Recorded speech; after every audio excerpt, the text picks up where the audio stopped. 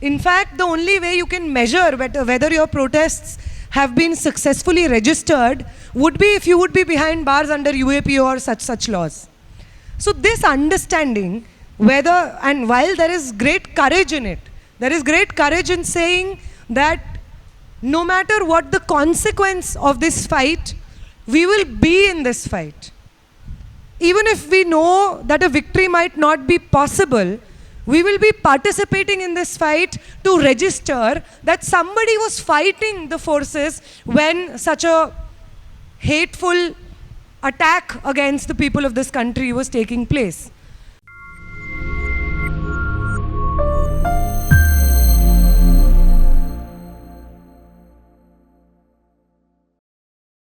So this session is titled Struggles Through Generations.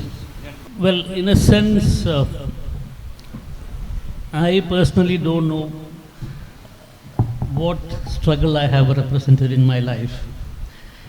And in a recent conversation in Trivandrum, Rajagopal came up with a very interesting title for media people like me and him of this generation. He denoted ourselves as Uncle Media.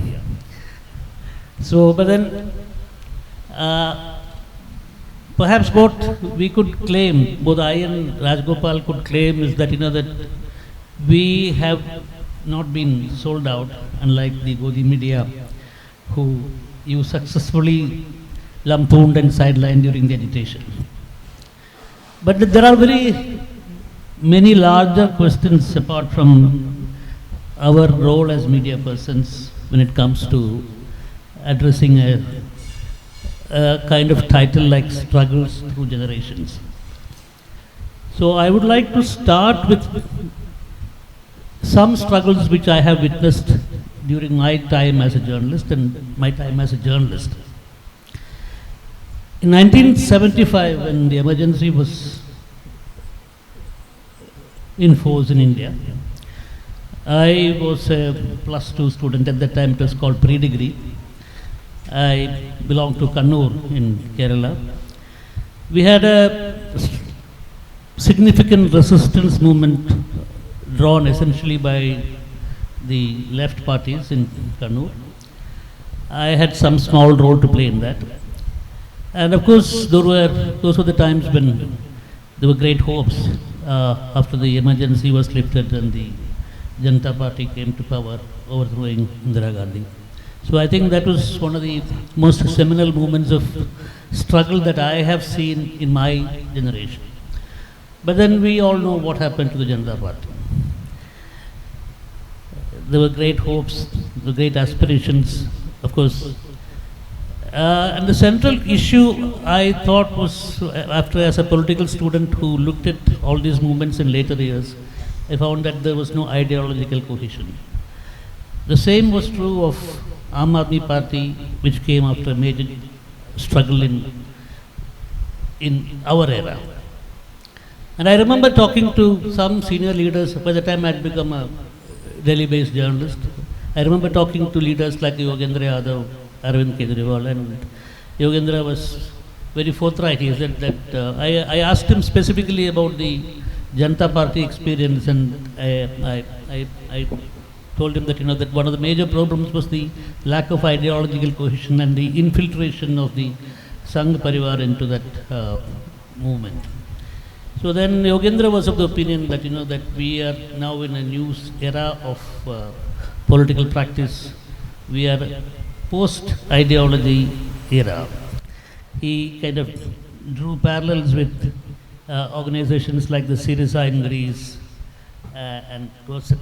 So when we look at your movement, we find that it is very inspiring. You have raised slogans upholding your values to the Constitution, which of course all other earlier movements are also done. You have also invoked Ambedkar, Bhagat Singh, and of course the very strong stream of the left student organizations was part of it, which of course I think which is not there in the earlier two formations. So simply, of course, this is some question people may not have asked you this question with this kind of a preface. So the first question that I would like to ask you is, what next? In the context of the background that I have kept, in the context of the parallels between the Janata Party and the Aam Aadmi Party, what next? Where do we see this movement? I won't call it a cockroach Janata Party movement. I'll call it a movement of the young Gen Z with a significant participation in the left. So where do you go from here? I would agree with you, sir, that we would also call it the young people's protest, a mass protest. And of course, there was the CJP in it, which is not an organization or a group. It is a group of friends, like its own founder describes it, a group of friends working together for a common cause. That's what they describe themselves as. And perhaps that is what they are. And I think what next from it is, be it the Janata Party or the later, the India Against Corruption movement that later gave birth to the Aam Aadmi Party, I think people's participation in mass movements and what different constituents of a mass movement make out of themselves after the movement is over, I will not be able to say much about what the CJP wants to do with themselves. I can tell you that as constituents of this mass movement, what we wish to do. I would also say that our participation in this mass movement was based, one, on the potential of this movement to unite people on the issues of education, one. So if this mass movement had the capacity to draw people from beyond just social media and onto the ground, and people would come to Jantar Mantar, sit there for days on end and protest, demanding a better future and education system and employment, then that was the first thing that we checked before being part of this movement. The second thing that we looked at was whether, as a student organization which has seen these issues being raised again and again over the years, which have in fact built this movement from the ground up. We are aware of the various aspects of the NEP, the NTA, and because all of these combined lead to the paper leak. Paper leak is not a glitch in the matrix, it is the very matrix itself which institutionalizes paper leaks. So the second condition that I'm talking about was whether we would be able to direct the course of the protest to an extent, and how much we trust the other components of the mass movement to not give in to their personal interests and in fact stay on the course of raising this demand truly. And it was after analysis of all of these things that we decided that we would participate in the protests or the calls, and we would engage with the CJP. And that is the only reason why we did. Because one, this paper leak in 2026 in NEET was not the first paper leak we had seen. Paper leak is a common part of a student's life now. If I give the CUET UG, CUET PG or UGC NET, there is a greater chance, there is an equal chance of the paper leaking. There is a 50-50 chance of the paper leaking and the paper not leaking. There is a chance that recently, I think few days ago, the commerce, the English and the sociology UGC NET papers have been cancelled because only a few days before the examination, a copy of the question paper was being circulated online, and about 50% of the questions in that circulated document were from the previous UGC NET examination, and those were copy-pasted into the examination that happened only 2 months ago. So the fact that students prepare for months on end and they give an exam and then that paper leaks is a common part of our life. The possibility of a paper leak is a common part of our life. Another thing which is a common part of our life is the fact that all of these examinations, even if they don't leak, have massive mismanagements. If you go to an examination center, the computer will shut down in the middle of giving an exam. The center, it happened this year again. UGC, CUET UG examination of the general paper, students went to a center in Noida They were made to sit inside the center for 3 hours, and after 3 hours, they were allowed to go. And they were told that the site is down. NTS site is down, and their examination will now take place later. When is that later? They were not told. And half the section of the student body in different other centers gave the exam on that very day, in that very duration. So the fact that there was a possibility of students to come down against this constant betrayal that we were facing in this education system, this was a very, very big possibility that mobilization would happen around it. And the second thing was that the CJP approached us, the student organizations. They approached us that, oh, we are giving a call for protest in Delhi, and we don't have experience of mobilization on the ground, so we would like you to help us because we've gotten to know from friends that you know how to do it. And they approached us from their own end. Then we had meetings with them, conversations with them, and then the meeting on the 6th of June, and the protests organized subsequently in Lucknow, Bangalore, Jaipur, all of them were done in coordination with the CJP. So the fact that other components and the people who built this platform were willing to engage with student movements, which meant that we would be able to direct the course of this movement, was another thing, which made us participate in it. Now, this remains to be seen because the CJP is not a political organization.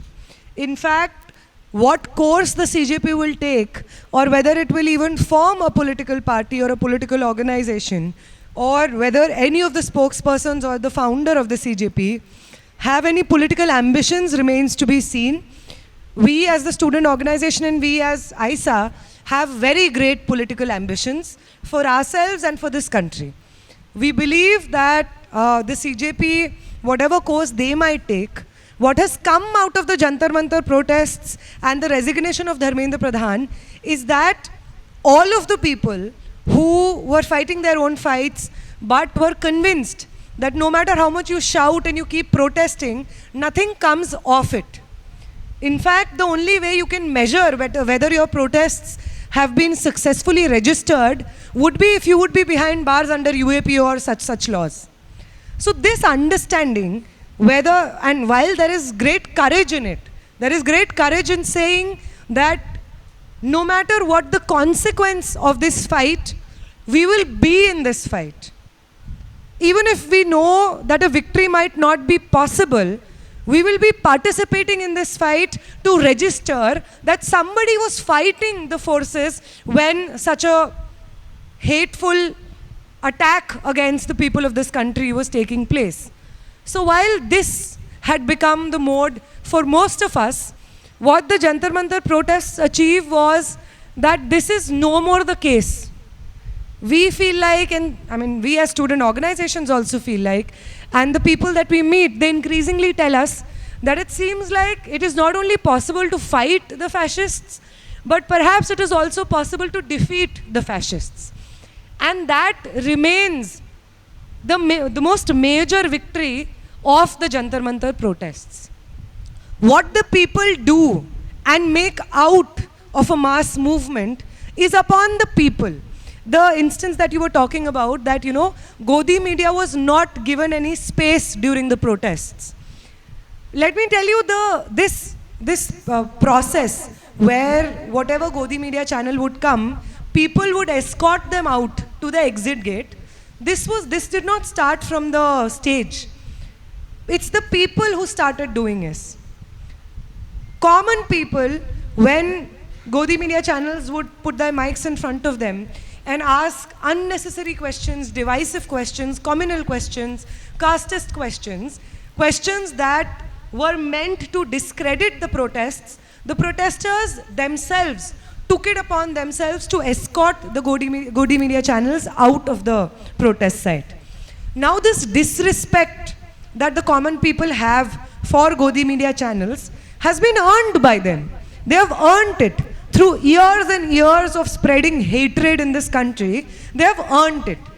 And a response, a very befitting response to their agenda of spreading hatred 24/7 on our television screens was the fact that in such a popular protest, they did not get one bite, people refused to talk to them, and they were escorted out continuously. This was a befitting reply. This is what the common people did when they got access and when they got this agency in the protests. This did not happen from the stage.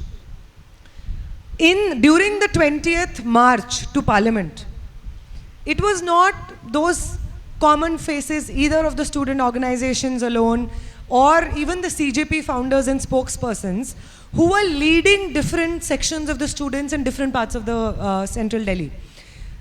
People had scattered across central Delhi. You could not figure out where all people had gone because there were several barricades and there was no way to figure out which way the parliament was. So some people would jump such barricades and make a group of a few hundreds in one corner, others would land up in another corner, several others would land up in another corner. So it became very difficult that all of these groups had a known face leading them. Known faces were not leading them. But this thing, where the security forces were doing lathi charge, throwing in tear gas shells, all of this, and how the common people would react to it in front of mainstream media. That was not directed by the leaders of the CJP. The common people did it. They would stop each other, pull each other back and say, don't abuse them. Don't throw stones or don't commit violence against them because the media is recording all of it. It was the common people and their wisdom in which they did all of this. And despite all of this, we saw what kind of narrative is being run. Families of security and police personnel are suddenly appearing out of nowhere and saying that our family members were injured. If any police personnel is injured, of course, our solidarity to them. But the violence committed by the state is nothing compared to a woman protester pushing a police personnel who's charging lathis at her. So we have to talk about violence also.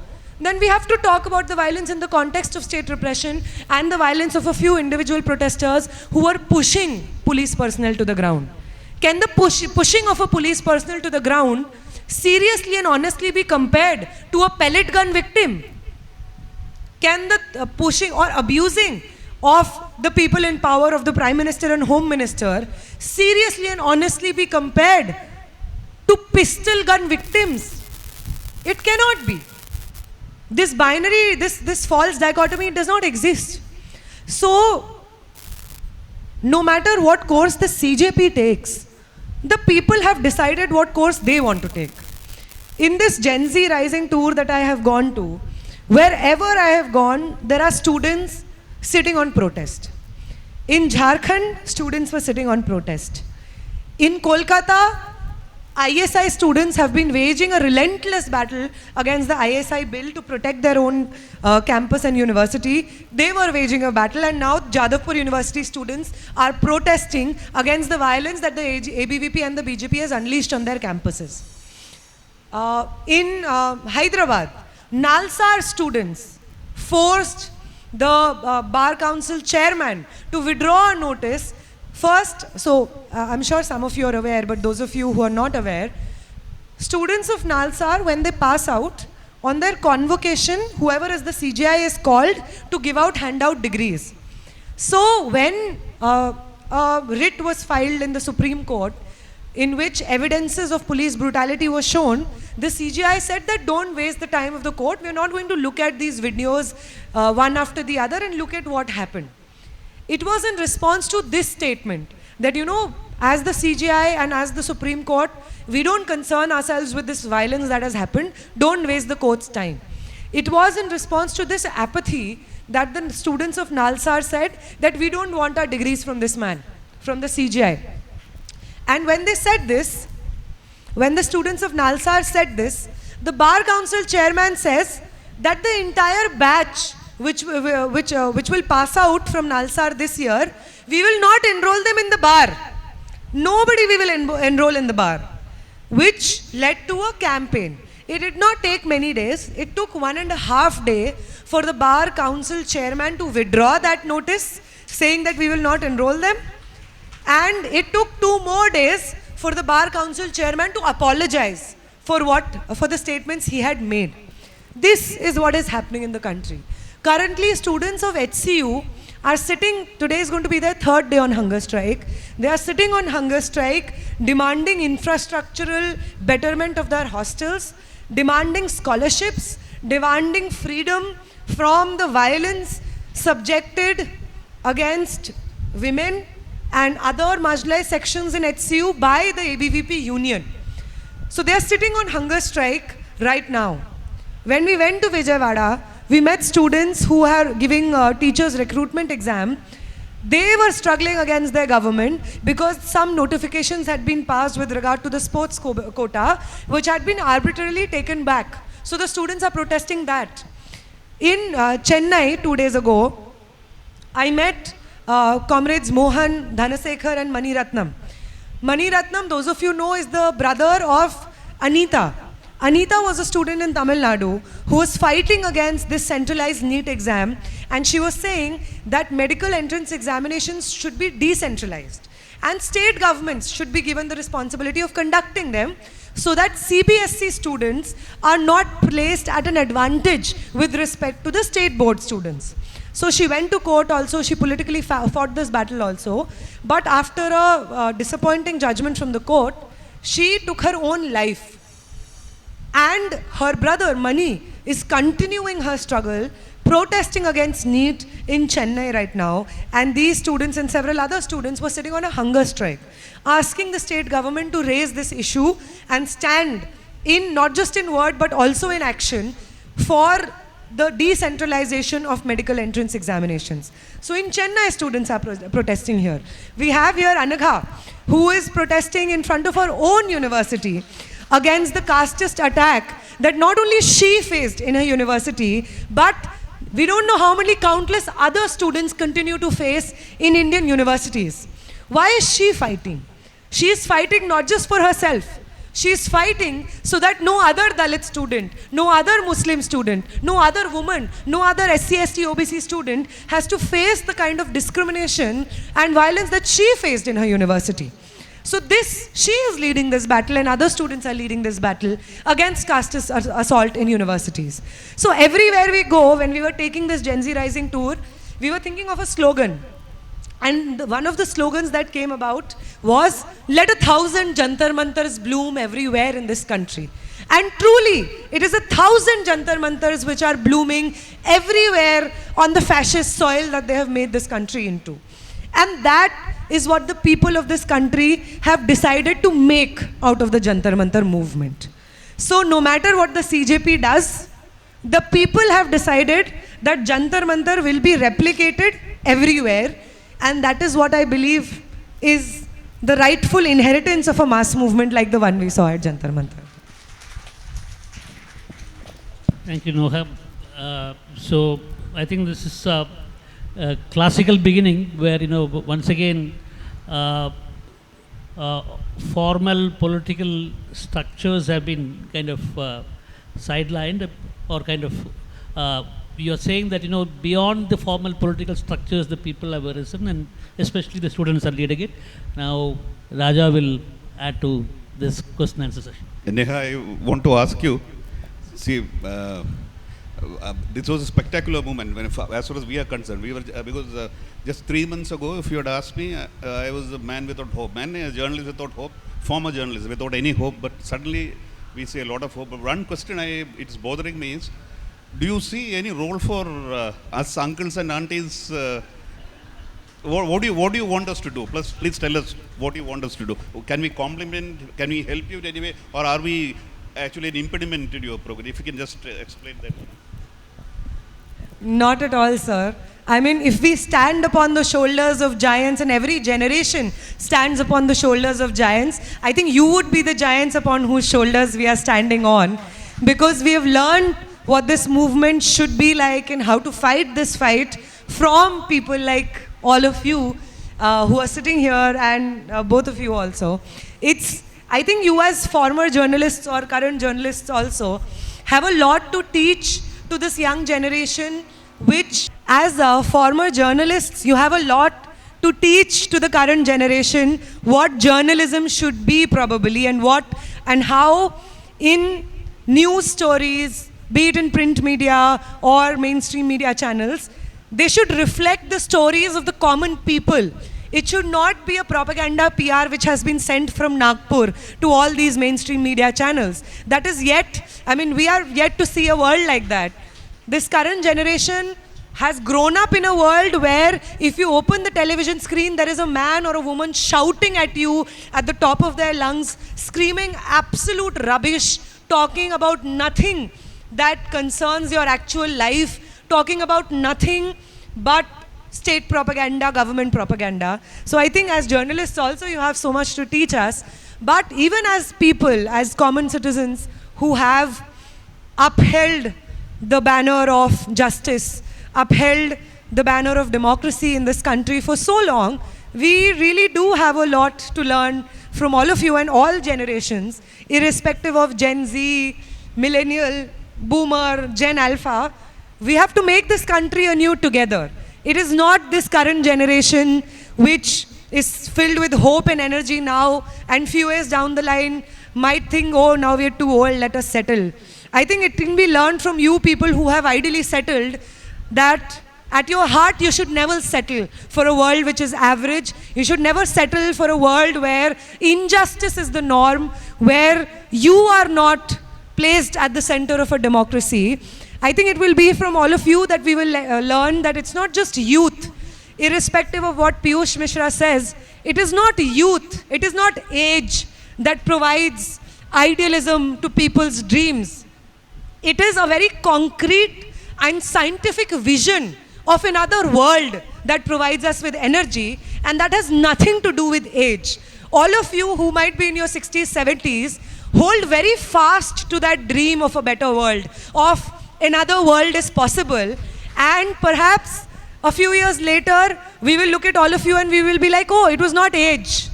It was a very concrete idea and vision of another world, and perhaps Piyush Mishra can learn from all of us that it was not age because of which he was associated with a certain kind of ideology.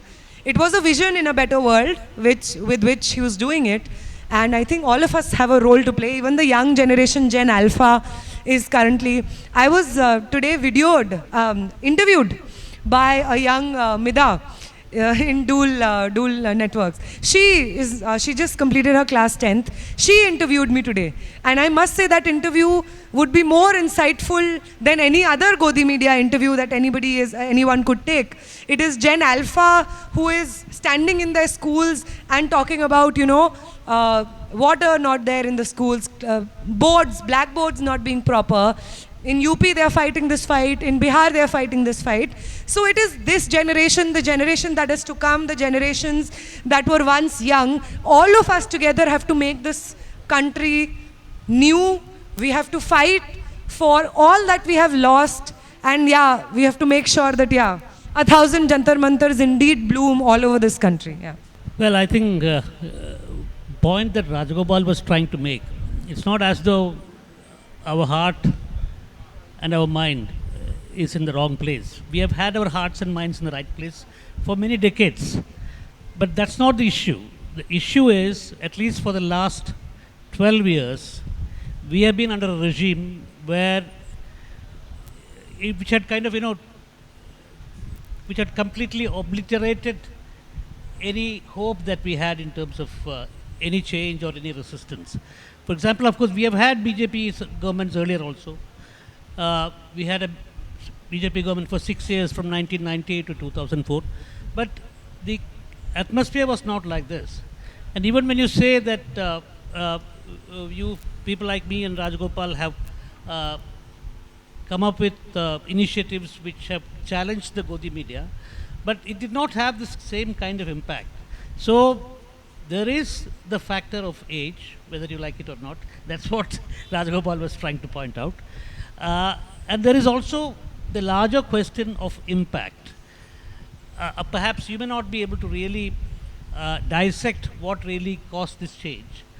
But then we, as people who are seniors or people who have kind of been as part of the struggle at some point of time, or maybe from the peripheries of the earlier struggles. So that is why the question that I initially asked becomes very important. The need to have an ideological cohesion, that's very important, which of course I still do not see in the current moment also. Of course, you just as you said, there are several struggles happening across the country, agitations happening across the country. To put it figuratively, 1,000 Jantar Mantras may be blooming across the country.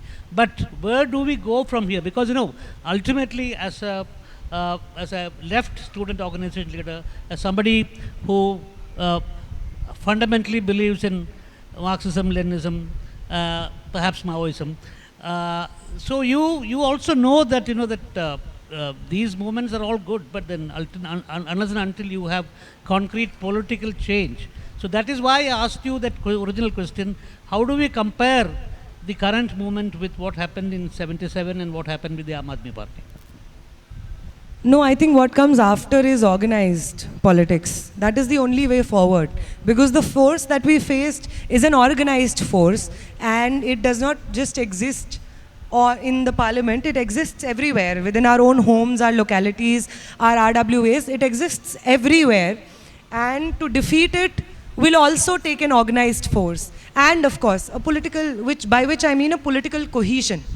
And understanding that, I think, what all anti-fascist fronts face as a challenge is unity. And because often in our struggles against fascist forces, we forget that that struggle is of the everyday. We forget the commonality of our struggle against the fascists, and the differences amongst ourselves looks greater, perhaps sometimes. And so the purpose of student organizations like ISA, or the purpose of undertaking this political campaign, is to organize more and more students so that such a political cohesion is possible. Even though right now the student movements or the student struggles that I'm speaking about are scattered, and they are fighting their own fights, their little fights. They are fighting about their own university, they are fighting against what is going on in their colleges. But at the, the wind behind their sails about why they can do it, why the previous generation could not do it, or the previous batch could not do it, and why they can do it, the wind under their sails is the fact that the system, and it's not just the government, the system, the society and the system that we have grown up in is not perhaps unquestionable. It is not something that cannot change. It is not unchangeable. If a union minister can resign, and the kind of lack of losing of confidence that has happened within the BJP, if that can happen as a result of this 2 months long movement, then this dream of the fact that, the system can change. And when I say the system, I just don't mean defeating the BJP electorally, but changing, a complete upheaval of the RSS-BJP system that has taken root in this country.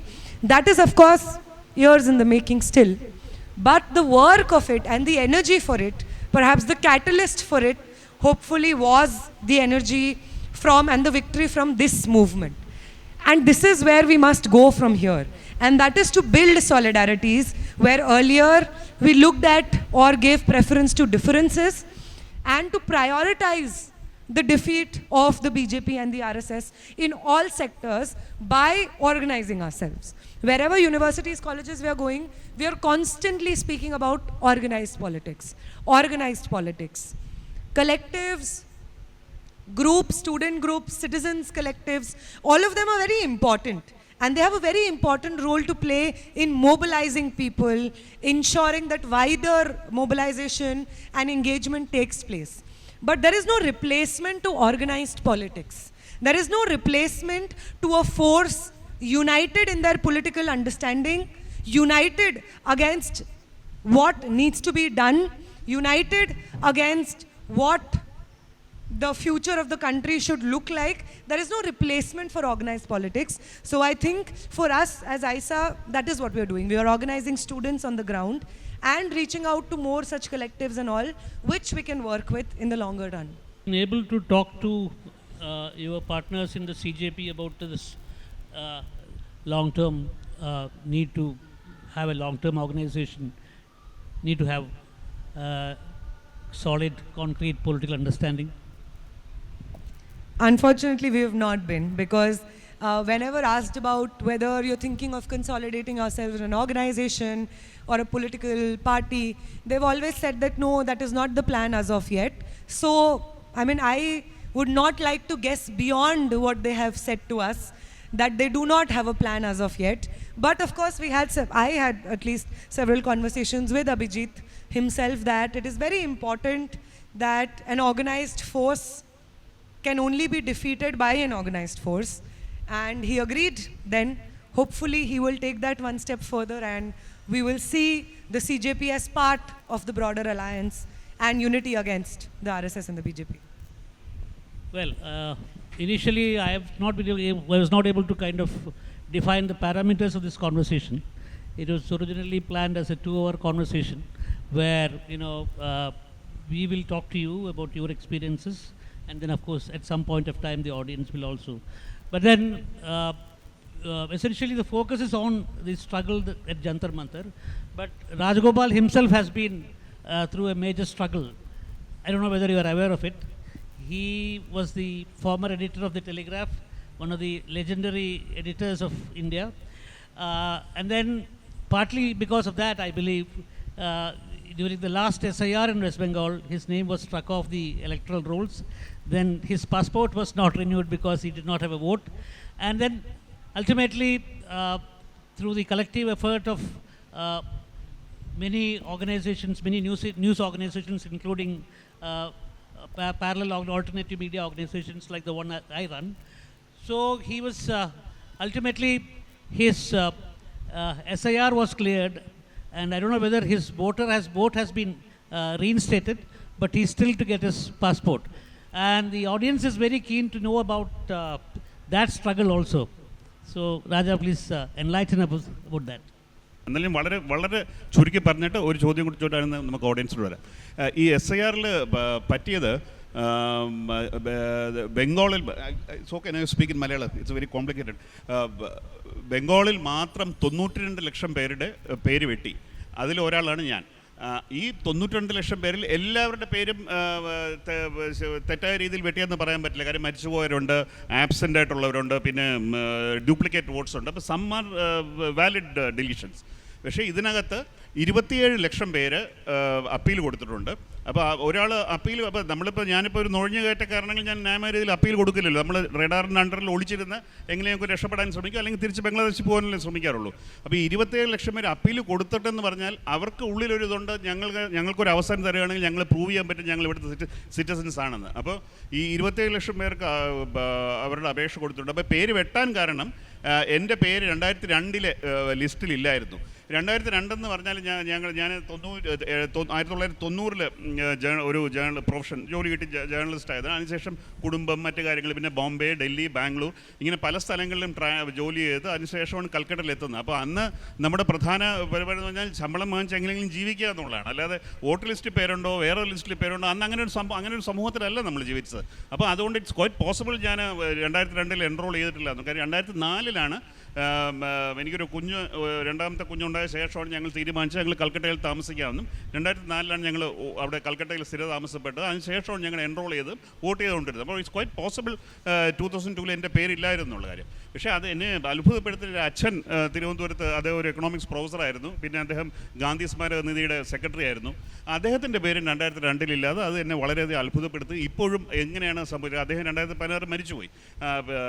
ബാക്കിയുള്ള നമുക്ക് വേണ്ടത് ശരിക്കും 7 പേരുടെ പേരാണ് നമ്മുടെ SIR-ൽ. 7 പേരിൽ ആരെങ്കിലും ഒരാളുടെ, അതായത് ഒന്നുകിൽ വോട്ടറുടെ പേര്, അല്ലെങ്കിൽ 2 പേര് ബയോളജിക്കൽ പേരൻസിൻ്റെ ആരുടെയെങ്കിലും ഒരാളുടെ പേര്, അല്ലെങ്കിൽ 4 ബയോളജിക്കൽ ഗ്രാൻഡ് പേരൻസിൻ്റെ. അപ്പോൾ എന്നെ സംബന്ധിച്ചോളം 2000-ന് ശേഷം എൻ്റെ അച്ഛൻ മാത്രമേ ജീവിച്ചിട്ടുണ്ടായിരുന്നുള്ളൂ. പക്ഷേ അദ്ദേഹത്തിൻ്റെ പേരും കണ്ടില്ല. അപ്പോൾ അതുകൊണ്ടാണ് പേര് വെട്ടിയത്. പക്ഷേ അതുകൊണ്ട് അങ്ങനെ പേര് വെട്ടിയെന്നുകൊണ്ട് നമ്മൾ അതിനെക്കുറിച്ച് ഭയക്കേണ്ട കാര്യമില്ല. കാര്യം 11 ഡോക്യുമെൻറ്റ്സ്, ശരിക്കും 12ആണ്, പക്ഷേ ഈസി ആധാർ അക്സെപ്റ്റ് ചെയ്യില്ല. അതുകൊണ്ട് 11 ഡോക്യുമെൻറ്റ്സ് ഈസി സുപ്രീം കോടതി പറഞ്ഞിട്ടുണ്ട്, ഇതിൽ ഏതെങ്കിലും ഒരെണ്ണം കാണിച്ചാൽ മതി. അങ്ങനെ ഞാൻ കൽക്കട്ട കാണിച്ചത് കേരളത്തിൽ നിന്നാണ് SLC 10ാം ക്ലാസ് പാസ്സായത്. നമ്മുടെ ഗവൺമെൻറ് തന്നിരിക്കുന്ന നമ്മുടെ മെട്രിക്കുലേഷൻ സർട്ടിഫിക്കറ്റ്, അതാണ് അത് അംഗീകരിക്കുന്ന ഇതാണ്. അപ്പോൾ അത് കൊടുത്തപ്പോൾ ഒരു ലോജിക്കൽ ഡിസ്ക്രിപ്പൻസി എന്ന് പറഞ്ഞ് വളരെ റിഗറസ് ആയിട്ടൊരു സംഭവം അത് അപ്ലൈ ചെയ്യുകയും, എൻ്റെ സംശയം അതിനകത്ത് എന്തെങ്കിലും സ്പെല്ലിംഗ് മിസ്റ്റേക്ക്. കാര്യം 1983 ഞാൻ 10ാം ക്ലാസ് പാസ്സാവുന്നത്. അന്ന് ഏതോ ഒരു ഉദ്യോഗസ്ഥനെ എഴുതിയാൽ ചിലപ്പോൾ എൻ്റെ അച്ഛൻ്റെ പേരിൽ 2 എസ്സോ അങ്ങനെ വന്നു എന്ന് എനിക്ക് സംശയം. അവരിപ്പോഴും എൻ്റെ അടുത്ത് കാരണം പറഞ്ഞിട്ടില്ല. അപ്പോൾ അത് വെച്ചാണ് എൻ്റെ പേര് ഡിലീറ്റ് ചെയ്തത്. അതുപോലെ ബംഗാളിൽ ഒരുപാട് പേര്, ഇപ്പോൾ ഷേഖ് എന്നുള്ള പേര്, ഷേഖ് മുഹമ്മദ് എന്നുള്ള പേരാണെങ്കിൽ SK മുഹമ്മദ് എന്ന് എഴുതാറുണ്ട്, SHEIKH എന്ന് എഴുതാറുണ്ട്, SHAIKH എന്ന് എഴുതാറുണ്ട്, ഷേഖ് മുഹമ്മദ് എന്ന് എഴുതാറുണ്ട്, മുഹമ്മദ് ഷേഖ് എന്ന് എഴുതാറുണ്ട്, മുഹമ്മദ് SK. ചിലപ്പോൾ ഷേഖ് മുമ്പിൽ വരും, പിന്നിൽ വരും, ഇങ്ങനെ പല രീതിയിൽ എഴുതാറുണ്ട്. അപ്പോൾ ഇങ്ങനെയുള്ള പേരുകളെല്ലാം വളരെ നിഷ്കരണം ഒരു വെട്ടുകയായിരുന്നു. പിന്നീട് വനിതകൾ പലരും കല്യാണം കഴിഞ്ഞ ശേഷം ഭർത്താവിൻ്റെ പേര് അവർ സർനെയിമായിട്ട് എടുക്കുകയാണ്. അപ്പോൾ ഒരു മുഖോപാധ്യായ എന്നുള്ളതാണ് ഒരു കുടുംബത്തിൽ ജനിച്ച ആൾ ഒരു ചാറ്റർജിയെ കല്യാണം കഴിക്കുകയാണെങ്കിൽ അവരുടെ പേര് മെയ്ഡൻ നെയിം മാറിയിട്ട് ചാറ്റർജി എന്ന് വരുമ്പം ഇതും അങ്ങനെയും. അപ്പോൾ വനിതകൾ ഇത് ഒരുപാട് എഫക്റ്റഡ് ആയിട്ടുണ്ട്. അതുപോലെ പാർശ്വവൽക്കരിക്കപ്പെട്ട ഒരുപാട് പേരുകാരും. ബംഗാൾ എന്ന് പറഞ്ഞ സ്ഥലം എന്ന് പറഞ്ഞാൽ നാച്ചുറൽ കലാമിറ്റി വളരെയധികം, പ്രത്യേകിച്ച് ഫ്ലഡും വളരെയധികം മഴയും വളരെയധികം ഉള്ള ഒരു സ്ഥലമാണ്. അവിടെ ഡോക്യുമെൻറ്റ്സ് സൂക്ഷിക്കുക എന്ന് പറഞ്ഞാൽ ഒരു വെള്ളപ്പൊക്കം പ്രളയം വരുമ്പോൾ നമ്മുടെ കുഞ്ഞുങ്ങളെ എടുത്തുകൊണ്ട് ഓടുകാനാണോ അത് ശ്രമിക്കുന്നത്, നമ്മൾ ഈ ഡോക്യുമെൻറ്റ്സ് ഒക്കെ സൂക്ഷിക്കാനാണ് ശ്രമിക്കുന്നത്. അപ്പോൾ ഏറ്റവും പ്രധാനപ്പെട്ട ഡോക്യുമെൻ്റ് റേഷൻ കാർഡ് എന്നുള്ളത്. അത് പലരും ഇങ്ങനെയുള്ള ഈ വെള്ളപ്പൊക്ക പ്രോൺ പ്രദേശങ്ങളിൽ താമസിക്കുന്നവർ അവിടെയുള്ള ഏതെങ്കിലും ഒരു സിമൻ്റ് വീട്ടിൽ ഇപ്പോൾ സാധാരണഗതിയിൽ മണി ലെൻഡേഴ്സ് ആയിരിക്കും, അവരുടെ വീട്ടിൽ കൊണ്ട് ഇത് സൂക്ഷിക്കാൻ വയ്ക്കും. പക്ഷേ എത്ര ഡോക്യുമെൻറ്റ്സ് വയ്ക്കാം? അപ്പോൾ റേഷൻ കാർഡിൽ ജീവിക്കാൻ പറ്റില്ല. ബാക്കിയുള്ള ഡോക്യുമെൻറ്റ്സ് ഒന്നും അത്ര ഇമ്പോർട്ടൻ്റ് ഇല്ല. വോട്ടർ ഐ ഡി കാർഡൊന്നും അവരെ സംബന്ധിച്ച് ഇമ്പോർട്ടൻ്റ് ഇല്ല. അപ്പോൾ അതെല്ലാം മഴയത്ത് ഒഴുകി പോകാൻ ചാൻസ് ഉണ്ട്. SLC അവരുടെ സ്കൂൾ സർട്ടിഫിക്കറ്റ് ഒഴുകി പോകാൻ ചാൻസ് ഉണ്ട്, പോയിട്ടുമുണ്ട്. അതുപോലെ അഗ്നിബാധ ഇതിലെല്ലാം നശിക്കപ്പെടുന്നുണ്ട്. അപ്പോൾ ഇങ്ങനെയുള്ള 27 ലക്ഷം പേരുടെ ഫേറ്റ്, എൻ്റെയും പേര് ഇതുവരെ റിസ്റ്റോർ ചെയ്തിട്ടില്ല. അപ്പോൾ കഴിഞ്ഞ 2 ആഴ്ച മുമ്പ് കൽക്കട്ട ഹൈക്കോടതി പറഞ്ഞത് ഈ കേസിൽ ഒരു 19 ട്രൈബ്യൂണലാണ് വെച്ചിട്ടുള്ളത്. അതിൽ 2 ജഡ്ജിമാർ ഓൾറെഡി രാജിവെച്ച് കഴിഞ്ഞു. 17 ട്രൈബ്യൂണൽസാണ് ഫംഗ്ഷൻ ചെയ്യുന്നത്. അപ്പോൾ ഈ 17 ട്രൈബ്യൂണൽസ് ഇപ്പോഴത്തെ സ്പീഡിൽ പോവുകയാണെങ്കിൽ 21 വർഷം എടുക്കാമെന്നാണ് പറയുന്നത്. എന്ന് പറഞ്ഞാൽ കഴിഞ്ഞ ഇലക്ഷൻ എനിക്ക് വോട്ട് ചെയ്യാൻ പറ്റിയില്ല. ഇപ്പോൾ കഴിഞ്ഞ ഇലക്ഷനിൽ മമതാ ബാനർജിയെ പുറത്താക്കിയ ഇലക്ഷനിൽ അതിലെനിക്ക് വോട്ട് ചെയ്യാൻ പറ്റിയില്ല. ഇതുപോലെ 21 വർഷം എടുക്കുകയാണെങ്കിൽ ഇനി 4 ഇലക്ഷന് വരെ വോട്ട് ചെയ്തിരിക്കാനുള്ള സാധ്യതയുണ്ട്. ചിലപ്പോൾ നാളെ ശരിയാവും, എന്നാൽ 21 വർഷം കഴിഞ്ഞ് ശരിയാകണമെന്നുമില്ല. അപ്പോൾ ഇതൊരു വളരെ വളരെ വളരെ ഭീകരമായൊരു എനിക്കറിയില്ല, അത് ലോകത്തിൽ ഒരിടത്തും ഇങ്ങനെ സംഭവിച്ചിട്ടുണ്ടത്. അപ്പോൾ ഇത് ബംഗാളിൽ മാത്രം ഞാൻ പറഞ്ഞ പോലെ 27 ലക്ഷം പേരുടേത്. ഈ കണക്ക് പോലും വളരെ ഒപ്പേക്കാണ്. ഒരു ദിവസം ഒരു പത്രം എഴുതും 27 അല്ല 7 ലക്ഷമാണെന്ന് എഴുതും, പിന്നൊരു പത്രം എഴുതും അല്ല 32 ലക്ഷമാണ്. അപ്പോൾ ഇതൊന്നും ഇലക്ഷൻ കമ്മീഷൻ മൗനം പാലിച്ചിരിക്കുകയാണ്. അപ്പോൾ സുപ്രീം കോടതി അവർക്ക് ആവശ്യമുള്ള സമയം കൊടുത്തിട്ട് ഇപ്പോൾ ഇനിയും ഇന്നോ നാളെയോ അടുത്ത കണക്ക് കൊടുക്കാൻ പറഞ്ഞിട്ടുണ്ട്. അപ്പോൾ അതിനുശേഷം സുപ്രീം കോടതി ഞങ്ങൾ നോക്കാം ഇത് സ്പീഡ് കൊടുക്കാൻ പറ്റുമോ എന്ന്. ഇത് ബംഗാളിൽ മാത്രം. ഇന്ത്യയിലാകമാനം ഏകദേശം 6 crore ആളുകളാണ് എഫക്റ്റഡ് ആയിട്ടുള്ളത്. അപ്പോൾ ഇതിൽ പരം ഭീകരമായിട്ടൊരു സംഭവം, അതായത് നമ്മളുടെ 2014 ഡീമോണിറ്റൈസേഷന് ശേഷം ഏറ്റവും ആളുകളെ എഫക്റ്റ് ചെയ്യുന്ന ഒരു ഇത് വന്നിട്ട് അതൊരു പ്രശ്നമല്ല എന്നുള്ളതാണ് ഇവിടെ ഒരിടത്ത്. കാര്യം ഇതിനകത്ത് ഞാൻ പറഞ്ഞ പോലെ ഏറ്റവും കൂടുതൽ എഫക്റ്റഡ് ആയിട്ടുള്ള നമുക്ക് ഇതിനൊന്നും കണക്കില്ല, എല്ലാം സംശയമാണ്. 1 മുസ്ലിങ്ങൾ, 2 പാർശ്വവൽക്കരിക്കപ്പെട്ടത്, 3 വനിതകൾ. അപ്പം ഇവരുടെ കാര്യത്തിലൊന്നും ആർക്കും ഒരു താല്പര്യമില്ല, എങ്ങനെയെങ്കിലുമൊക്കെ തട്ടിമുട്ടി പോകാം എന്നുള്ളത്. അല്ലെങ്കിൽ ഞാൻ ചോദിക്കുകയാണ്, കേരളം ഇന്ത്യയുടെ ഭാഗമല്ലേ? ഇവിടെ ഇപ്പോൾ ഇലക്ഷൻ കഴിഞ്ഞുള്ളൂ 3 മാസമായിട്ട് SIR എന്നൊരു വാക്ക് ഏതെങ്കിലും ഒരു രാഷ്ട്രീയ നേതാവ് ഏതെങ്കിലും ഒരു പൊതുപരിപാടിക്ക് പറയുന്നത് നിങ്ങൾ കേട്ടിട്ടുണ്ടോ? ആലോചിച്ച് നോക്കൂ അതിനെക്കുറിച്ച്. എന്ന് മാത്രമല്ല, ഞാൻ വെല്ലുവിളിക്കുകയാണ് കേരളത്തിലെ പത്രാധിപർമാർക്കും കേരളത്തിലെ രാഷ്ട്രീയ നേതാക്കൾക്കും SIR എന്താണെന്ന് ചോദിച്ചാൽ ആ പേര് വെട്ടു അങ്ങനത്തെ ഉണ്ടെന്ന് പറയാതെ ഈ പറഞ്ഞ കാര്യം അവിടെ വ്യക്തതയോടെ സംസാരിക്കാൻ പോലും അറിയില്ല. അതിനുള്ള ഒരു സമയം ഇൻവെസ്റ്റ് ചെയ്തിട്ടില്ല എന്നുള്ള വലിയൊരു പ്രശ്നം ഇതിനകത്തുണ്ട്. അപ്പോൾ ഇത് വളരെ ദുഃഖത്തോടുമാണ് ഞാൻ ഈ കാര്യം പറയുന്നത്. ഞാൻ കൂടുതൽ നീട്ടി വലിക്കുന്നില്ല. I have one more question to ask you. That is, again, see, my problem is I am trying to find some relevance for me. I am out of job. I have a lot of time on my hand. Okay. So one is, how did you overcome your fear? And why I am asking you is that there is a wonderful song by Kapil Kamrad about you and Bhagat Singh. You must have heard that. Have you heard? Oh, there is a song. That song they compare it with Bhagat Singh, saying that Bhagat Singh need not to be a boy. A girl also can be a Bhagat Singh, and that's Neha. But what I found more striking about it is the song ends by saluting your parents. So I don't know. So did your parents play any role in building you like this, to helping you overcome? Why I'm asking you, then I can also find out what I did wrong as a parent, and maybe I can correct as a grandfather, or a lot of people here can also do it. What should we do to our families to make sure that there are more, like 1,000 Nehas bloom? What should we do?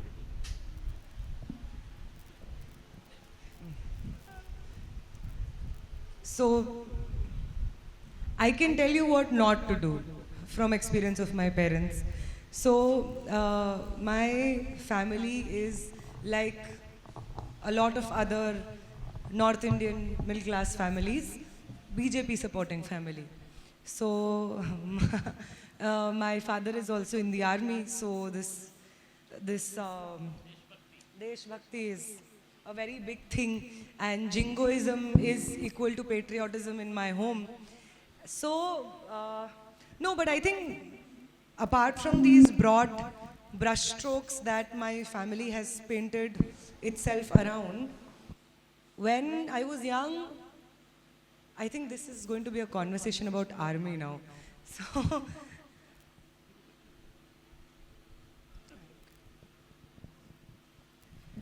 So I think what parents teach the young people who look up at them and think that they are their own entire world, and hence whatever their parents will tell them is truth to us, to young people.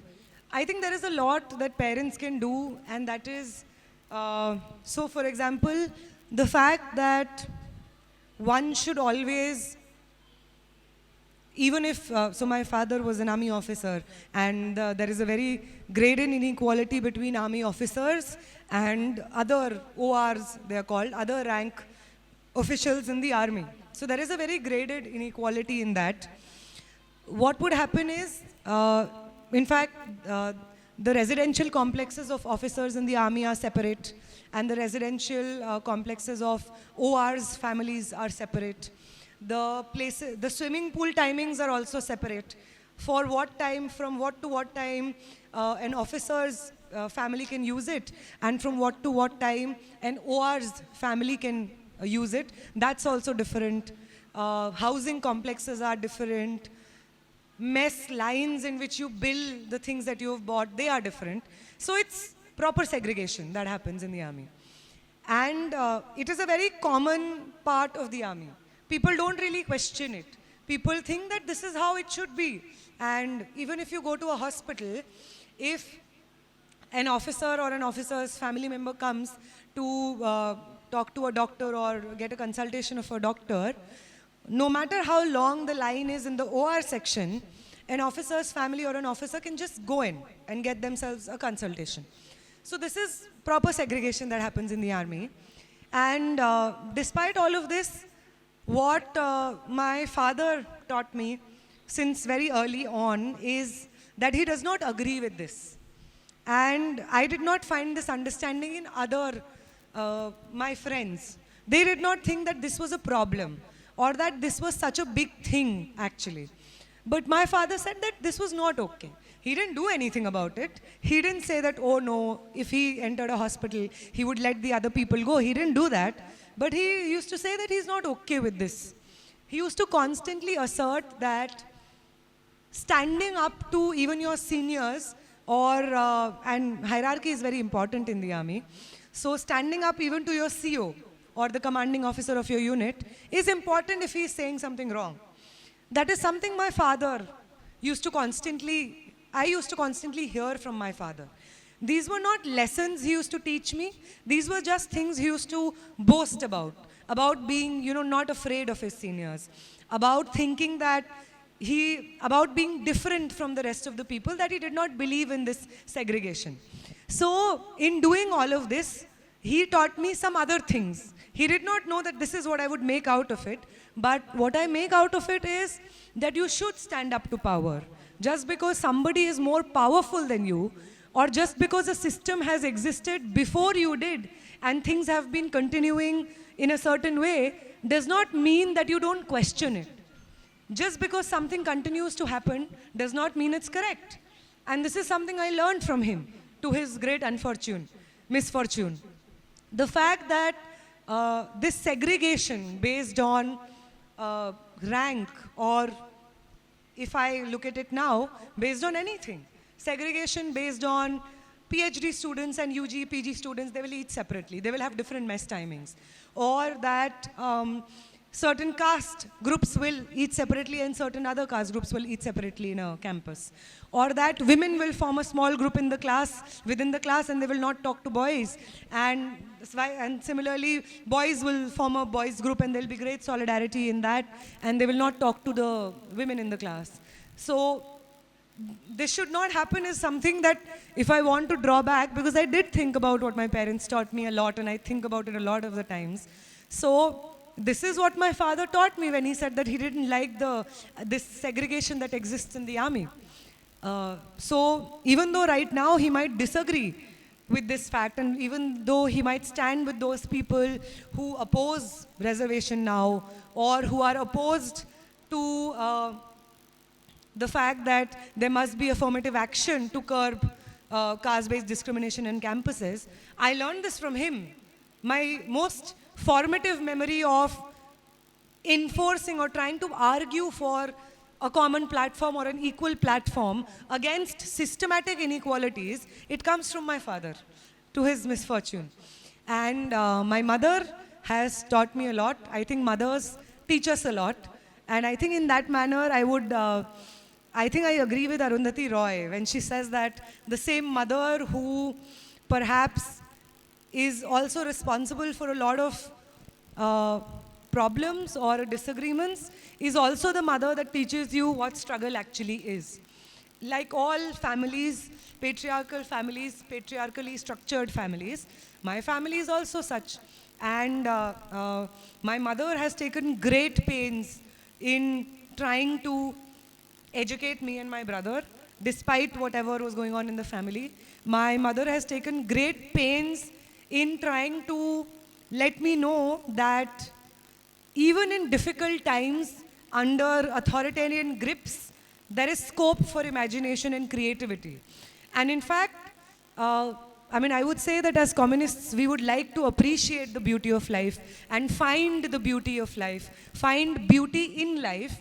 And this most formative, if I want to draw back to where I feel attracted to this idea that even in times of stress or extreme control, you can find beauty and you can appreciate the fact that you could find beauty. Not just finding beauty, but appreciating this ability to find beauty. I think I learned it from my mother. I learned a lot of silent ways of rebellion from my mother. I am a student of theatre, and we continuously learn that, in front of a massive state which has the army, the CRPF, all forms of armed forces at its dispersal, in front of a state that has all of the propaganda machinery at its disposal, in front of a state that can do anything to you, judicial system at its disposal, how do you fight back? How do you resist? We know that histories of Kashmir, of Northeast, of our freedom struggle are being erased. Kashmir must not know the violence that it has been subjected to. The Northeast must not know what the AFSPA is and what it has done to it. The people in this country must not know the struggle of the Indian freedom struggle. They must not know India's own conflicts and internal conflicts with its caste system. India must not know, the current generations must not know how we have constantly fought against communal hatred, even in our past. India must not know. So this constant erasure and attack on memory, how do you fight that in front of a massively authoritarian and controlling state? And theatre tells me you fight it with humor. You fight it with gossip. You fight it with jokes. And before theatre could teach me this, my mother taught me this. The silent ways in which you don't question power outright because you don't have the support system to continue with your resistance, but you check it from time to time. So that before anyone else, my mother taught me this. So I guess no matter what parties you hold your loyalty to, it is important to see your children as human beings, to see, to perhaps imagine that the life that they live should be, before anything else, a beautiful life. A life where they feel a sense of community, a sense of satisfaction for themselves and for the world that surrounds them. And what my brother has taught me has no bounds. He's younger to me. He has Down syndrome. It's an intellectual disability where your learning abilities are impeded. So I think most of the good things that I know or that I believe in has been taught to me by my brother. And in fact, the first indication that there is something truly, truly wrong with this world was a sign that persons with disabilities, intellectual, physical disabilities, really have no place even in the common mainstream discourse that goes on in even the most progressive spaces. To articulate and say that persons with intellectual disabilities should have a place in formal education, and our formal education should serve not just who are just of able body and mind, but also with intellectual disabilities and physical disabilities, is still not a part of even progressive discourses. So which taught me that there is something very, very seriously wrong with the world. Not because the progressives are not raising it, but because our society does not even know that that is a conversation waiting to happen. So that is something that my brother taught me. My brother taught me that the world can be as cruel as it wants, and you can face it with utmost resilience and laughter. And I think our families have a lot to do in the kind of individuals we turn out, even if they later choose to stand with the side of people who chose the path of hatred or violence. How they bring you up and what lessons you can also derive out of your upbringing have a lot to do with us, sir. So I'm sure your upbringing has no holes in it, I'm sure. Thank you, Neha. This is both beautifully and brilliantly put, with the right element of intellectual and emotional content. From Raja does not know enough of North India as much as I know. Neha originally belongs to Uttarakhand, and the Boras are what we in Uttar Pradesh and Uttarakhand call Kumayoni Khas Rajput. Not just Kumayoni Rajput, Kumayoni Khas Rajput, very special Rajput. And incidentally, the Rajput of Uttarakhand, one of the Rajputs of Uttarakhand is the person who is the Chief Minister of Uttar Pradesh now. He's also, but he's not as Khas Rajput as the Boras, you know. The Bishs are not as Khas as the Boras. So, but from what I have understood about your own personal life is that, you know, that your movement to the ISA from an army officer's household did create some major issues at home, and there was a period of time when, you know, all communication was lost. So how did this Bora girl, I mean, of course, you told about your brother and the contribution that your father gave through signals and all that, but then how did the political turn take place? I think it took place for me just as it takes place for a lot of other activists, that they figure out that whatever lessons that they've learned in life and the lessons that they hold dear are actually political lessons. So, when did that happen? It happened in my undergrad actually. So I was a student of English literature. In my school, I was preparing for the JEE examination. And then I realized, I mean, I used to love physics and maths, and I was just talking to a person today that, you know, before social sciences, it was maths that taught me the power of imagination, you know. The fact that between a 0 and a 1, we used to think that, oh, it's 0, then 1, then 2, then 3. So after 0, 1 comes. But that's not actually true. Maths tells you that between 0 and 1, There are infinite possibilities between 0 and 1. And this idea fascinated me, that between hatred and between empathy, or between agreement and disagreement, you agree with someone, you love them, you disagree with someone, you want to kill them. I mean, that's the norm of the day. Between these two, there are infinite number of possibilities. So before anything else, it was maths that had taught me that. But our education system is so beautiful, and it encourages learning to such an extent that by the end of my class 11th, I had decided that JEE was not going to be for me, and I could not give this exam, and I could not study this any longer. So I started to have an interest in English literature. And I had also read Aga Shahid Ali and Arundhati Roy newly, so there was also their influence in that. Then I came to university where I was studying English literature, and in my first year, first day, I joined the theatre society of my college, because that felt like a place which was engaging in some kind of creative dialogue, discussion, and that, you know, we would create something, we would make something, we would try to figure out something from our own heads and from our own bodies. So I joined that, and then I changed that theatre group, but my journey with theatre continued into political theatre. I was with a group called Sangwari, which was the political group of CPIML Liberation, of which I am a part. So I think political theatre teaches you a lot. Political theatre, more than anything, teaches you that, so for example, if I have to play a character, to play it well, I have to empathize with that character.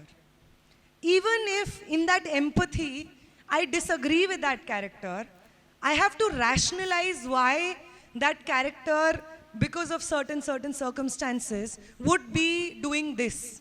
So a sense of empathy for the character you're playing is very important. And from empathy to sympathy is not a very long road. The moment you try to put yourself in somebody else's shoes, you stop seeing the other as an enemy. And this lesson in theatre of empathy was again a political lesson, which was consolidated by the equal citizenship protests in 2019, where I saw people of my own age and even younger than me leading their classmates, leading their college, leading their universities into a sit-down in Shaheen Bagh. I saw how young boys, Muslim journalists, were surrounded by 5-6 women because they wanted to protect him from the CRPF and the police forces that were trying to drag him out of a narrow lane and beat him up. I saw that, you know, tear gas shells were thrown in front of Jamia, and there were Kashmiri Muslim boys who knew what to do. So they put salt under their eyes, they tied a handkerchief on their hands, they picked up those tear gas shells and threw it back at the security forces. So this, and why could they do it? Why was it Kashmiri Muslim boys who knew how to do it? This knowledge was also a part of the 2019 protests. So this realization that it is to understand the world truly and to exist in it and to find your place in it, one must have empathy for another, even if one does not agree with another. Even if perhaps I would dare say I don't like another, it is important to have empathy for the other. That's what theatre taught me. And this empathy was sharpened into student activism through the 2019 protests. And I think once you realize that, once you make sense of the world around you and how you exist in it, you realize that politics is the only way to go. Because politics is how I make sense of the world. Politics is how I communicate with even non-political gatherings different from the one that we are sitting in right now. Politics is the only way I can communicate with people who I will never meet again, because politics is not just protest and slogans and Inqilab Zindabad. Politics is from understanding the institutional composition of the world that exists in, and to understand that you cannot pass the baton between one system. So what people constantly ask about the education system, they say, how do you fix it? How will it get fixed? You know, will a change in the government do it? No, a change in the government will not do it, because a change in the government, this rot at the education system is not just BJP ruled amount of years in the making. Looking at education and finding a business opportunity in it has been years in the making. So if you want to create an education system where the state takes responsibility of providing education to the young people, to all the young people in a country, then you cannot have another bourgeois party take over power. And the only other way in which this is possible, where health or education or any other employment is seen solely as the responsibility and specific primary responsibility of the state, then, well, you're talking about a socialist world. You're talking about an ideology. So once you realize that the institutions that exist, they exist in certain way because there is an ideology that has won over dominance in the society, and to change the system, you have to defeat that ideology, not that government, not that political power. You have to defeat that system, that ideology. Only then is it possible that the way we look at each other and then that the way we look at ourselves changes. So this institutional understanding of politics from student politics and a empathy towards a fellow human being from theatre, together, I think, consolidated this view that politics is how I make sense of this world. And I think ever since, that is the only way I have made sense of this world that I live in. I think we need to go to the audience, but before that, I have one tricky, perhaps difficult question. ISA has produced many brilliant young leaders, especially young women leaders. Sheila Rashid was one of them. Okay, I started this session by asking you about how the lack of ideological cohesion dissipates movements. In Sheila Rashid, we have seen how, in spite of very strong ideological positions, very aggressive and emotional, speechifying, in spite of all that, we know where she is now and what has happened to her. There are many people who see shades of Sheila Rashid in Hevora. Where do you go from here? No, I think I go far, far away from here. So I agree with why people would perhaps ask, or why you would ask me this question, and why anybody who is even well-meaning, and especially someone who's well-meaning, would ask this question. Because the kind of things that Sheila would have said, or the kind of things that I am saying, they are of course similar. And they are greatly inspiring, because I am saying it because it is listening to these things that I joined student politics, because I was inspired by it, right? So when people hear such things from young people, when we hear such things from young people, we are filled with a great sense of hope. It feels like the future is in the right hands. It feels like the correct people are on the stage and are speaking the correct things. That's what it feels like. And it feels like that perhaps now the struggle is going to be strengthened. And it can only come from the hearts and minds of people who have themselves spent years in this struggle. And that is why they hope that the future generations will carry this fight forward. Right? And I'm sure that is where it is coming from a lot of people. But,